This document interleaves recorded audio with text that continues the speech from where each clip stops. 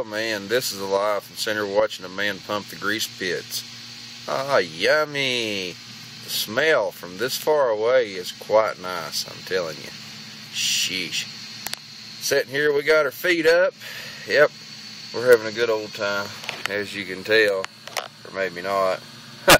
I ain't going on that dock yet. But anyway, figured I'd make you a little something to tell you that I'm still alive. And to tell you that we got a little lucky there Saturday. Got a little help. Mater has a new heart sitting under the hood. But y'all need to go subscribe and tell the helper a big thank you. Mark come out and helped me. Actually knew where I lived, just from, he drives around the truck like I do, so to speak, and it ain't like my truck ain't like a billboard, so he pretty much knew where I lived. He just showed up there Saturday, so that's kind of nice. And anyway, his user ID here on the YouTube is MC002 Crow, C-R-O-W-E. His name's Mark, so go over and subscribe to him. I'll put it down in the box, maybe, if I can remember to do it. I'll put his user ID. But anyway, go give him a thank you and subscribe to him. If you like big trucks, he's got a big old dump truck you ought to like. He's like me, he'd mess with anything at any given point in time just for something to do. But it took a little massaging to get it in there. Those trucks weren't designed for big blocks, so we had to make it fit. Yep. And I've still got header problems. The headers I had will not fit. I don't care what you do to them. I took a hot wrench to them and a ball-peen hammer and tried to mold them and make them fit. They're just totally the wrong design. They will not fit the chassis. So I started to order me a set of long tubes, and I changed my mind on that. Figured if I ordered a set of long tubes, they'd cut ground clearance. And I do take that truck off the paved highway quite a bit. So I weighed my options. I ordered a set of block huggers from Summit, so hopefully they fit. They dump in the same place as the original ram horns do for the small blocks, so they should fit.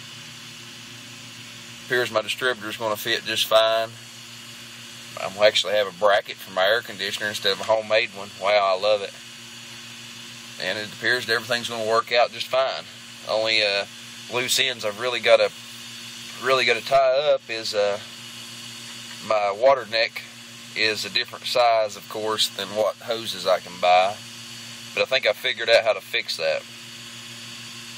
It's, I'm just rattling off the top of my head here. I'm probably wrong. There's about a 1/4 inch difference in size, I would say, between the actual water neck size and the size of the hose I have to use.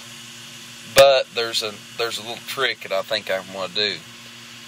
Seems to me that I should be able to get a piece of exhaust tubing slid up inside the actual hose from the radiator. And then I'll take a piece of larger hose, put it on the water neck, and take that and put it over top of the hose that I put the piece of exhaust tubing in, just a short piece. And then clamp that down tight. There'll be a rubber on rubber seal, but it'll have solid backing, so it'll actually clamp down tight. I think I can make an adapter that way. If not, I will go get me a piece of exhaust tubing swelled up to fit that piece of hose, and then put the other hose on it. Actually, instead of covering it all up, I'll just leave it exposed.